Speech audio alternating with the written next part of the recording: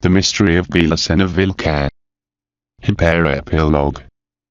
Cordoba, June 7 of 1981. To the reader of this book. Truly, it was my intention to conclude the mystery of the Hyperborean wisdom in the previous page. In that moment, I had nothing else to say. But today, 1 week later, has occurred something that brought new light about the problem that occupied me. This is the localization of the Order of Knights. I think that I have obtained, at last, a secure clue. And I think that it is my duty of honor to share it with the reader, give him the same opportunity that I have now. But, before offering such information, I will expose, in succinct mode, what happened to me yesterday. I was searching for inner enlightenment, because the exterior search took me nowhere. Hence I wrote the present book, and was at its end, that, much more serene then, I decided to try a way that I had not tried. Yesterday of the afternoon, without any advice, I went to the house of Phil, the deceased friend of Uncle Kurt, and who had found the Order of Knights first. As I supposed, his wife, a nice and sympathetic Italian woman, ignored all about the location of the Order. She assured me that Esca died naturally, but very happy for the spiritual satisfactions that received on the last years. She knew about the existence of the Order, and much more about the story of Uncle Kurt, and she felt surprised because he didn't mention it. I explained her that with Uncle Kurt, we didn't have much time to talk, and that he had left unfinished many themes, to which he would never give me an answer. "But what has happened with Kurt?" she asked. "He died." If it is thus, I will tell you all what I know, which is not too much, and much less what to search for. Look, I know about you. I know that you're a nephew of Soltak, son of his sister, and an Argentinian German. And do you know how I know it? Not by Uncle Kurt, who would never say anything, but for the good Esca, who loved him a brother, and shared with me his entire story. For that reason, I will tell you what he didn't tell you. I'm Italian. That is obvious. What is not so obvious is that I was novice of the monastery, where von Grossen and Phil took refuge for 2 years, after 1945, with the posterior company of his Uncle Kurt. Well, Esca and I fell in love, and when he came to Argentina, I didn't delay to follow him, and marry with him, in this country, where we have been very happy. We had a couple of 2 children, that now are going to the university. For that reason, it is strange that he didn't mention me, because your uncle knew me almost as much as Esca. And what has happened with him? Tell me with trust. He had to flee from those terrible enemies, that according to Esca, would not stop to search you till your death. No lady, I clarified. Fortunately, Uncle Kurt has not died. Nevertheless, if it is true what you suppose, those terrible enemies found him finally, and exterminated all his family, which was mine too. It means, all my family, me parents, my sister, nephews, and far relatives, were murdered 1 year ago. But the killers didn't reach to end with us. And for that reason, Uncle Kurt left more than 1 year ago, assuring that he would never return. It is just me, with the mission to find the Knights. I am so sorry for what happened. I knew how much he loved his sister Beatrice. Precisely, I avoided the meetings with her, for the fear to involve her, and cause any involuntary harm. I bit my lips at hearing that truth. Uncle Kurt protected her for 35 years, and I gave her in an instant in hands of her executioners. The news from MS. Phil were not, otherwise, very encouraging in regard to the Order. I fear that I could not do anything for you, because is very little what Esca revealed me about the Order of Knights. Of course, she didn't give me any information about its members, or meeting places. I looked her, without being able to dissimulate the deception. My expression resulted funny, because she smiled and encouraged me to have hopes. Existed one possibility. We will do something, Dr. Signal. Is the only thing that is in my hands. and begged to your gods for its success. Esker had a safety box in his desk, where he hid the things of the order. He recommended me many times that if something occurred to him, and someone of the order came to reclaim his belongings, I had to give back, without discussion, the content of that coffer. But, until now, nobody, except you, have requested information about the order, so I had never opened his safety box. What we will do, then, will be to examine the content of the box, and try to find any clue. We went immediately to the study room of the deceased Esker, and, with growing anxiety, I waited for Phil to type the combination of the lock. At last, it was opened and the reserved objects remained at sight. The skinny esoteric heritage of Phil consisted in two objects, a book, and a Villca magazine. It would be difficult that someone achieved to feel my perplexity in that moment.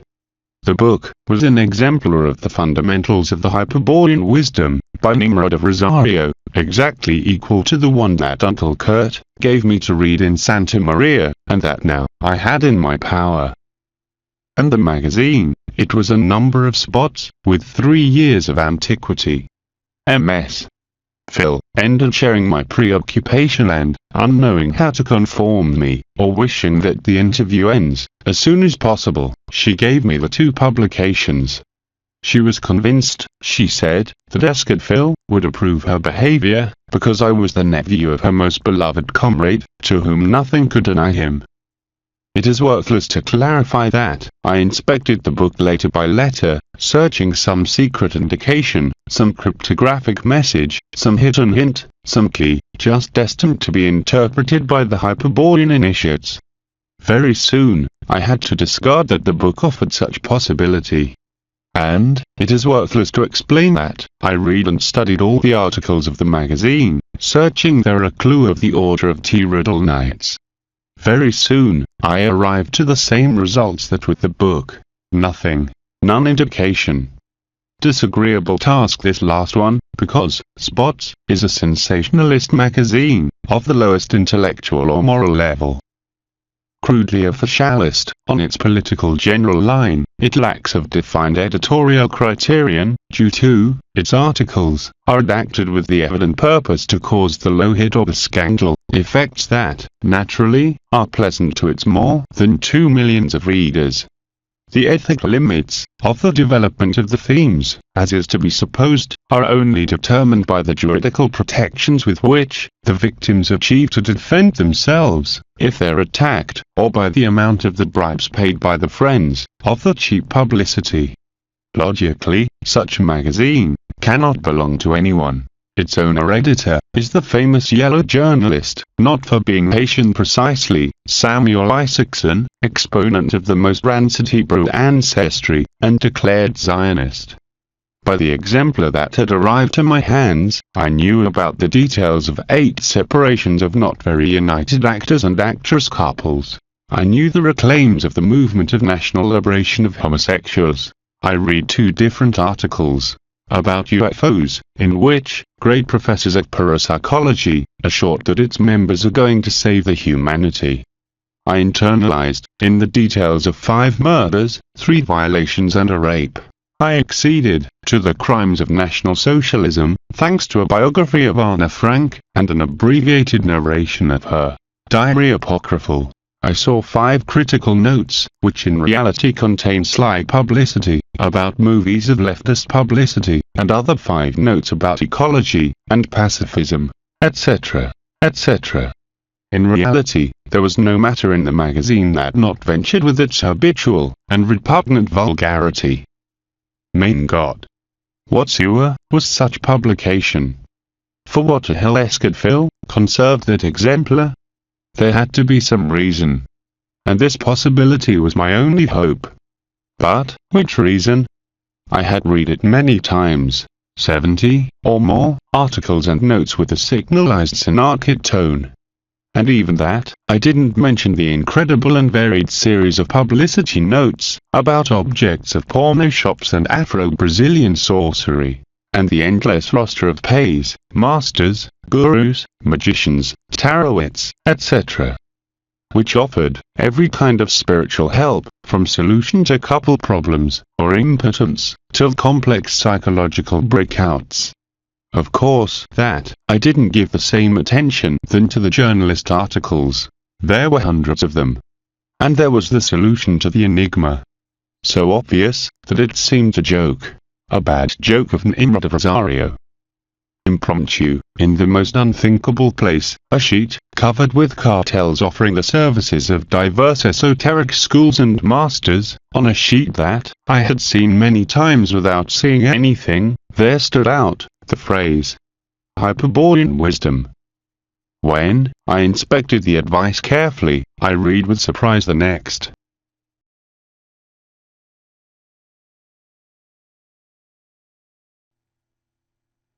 That, in English, would be, do not destroy a party, if it can be destroyed everything. In effect, if your hatred towards the world is so intense that you have seriously thought about commit suicide, or becoming multiple murderer, or if you plan to destroy natural and cultural property, or join to nihilistic groups who practice the terrorism of any sign, do not do it.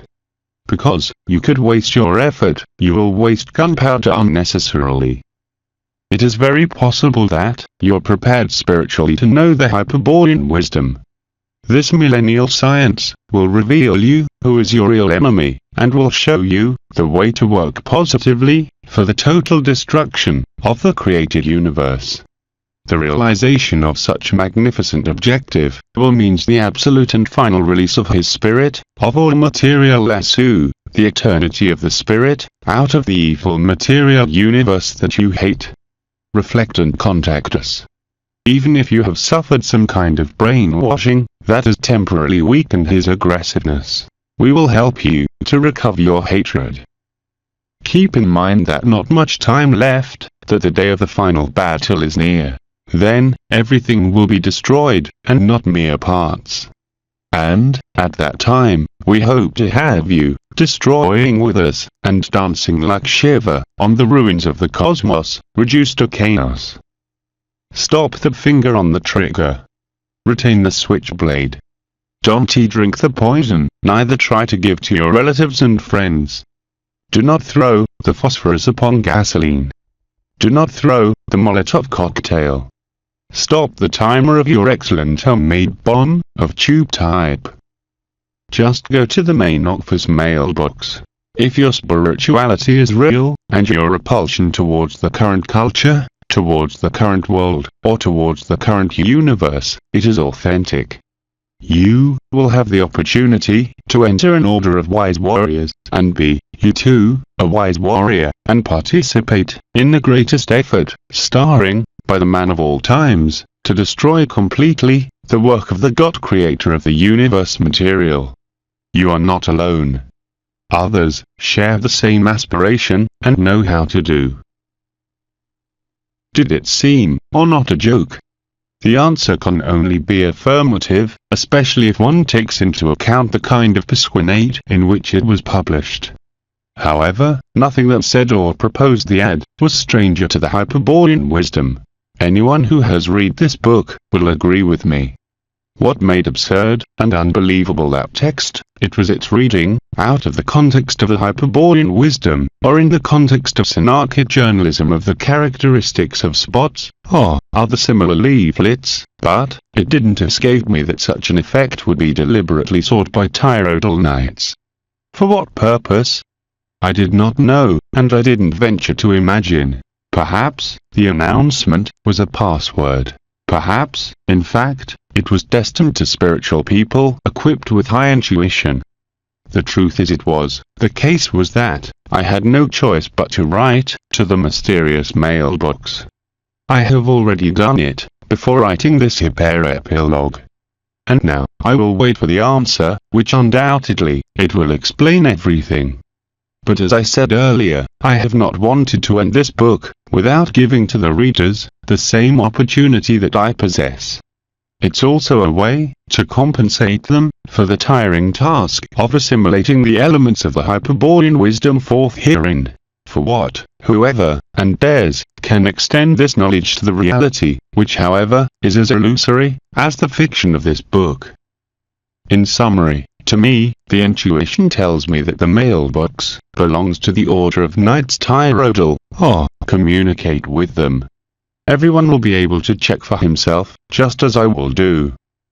And with this discovery, which is the last and only clue that I got about the Order of Knights Tyrodal, I give, for finalized, the mystery of Belicena Villca, and I say goodbye to all readers, with the desire that they have the courage and the spiritually necessary to write, and to deserve the response of the Order. Dr. Edshiro Signal. Postscript. Cordoba, September 4, 1987.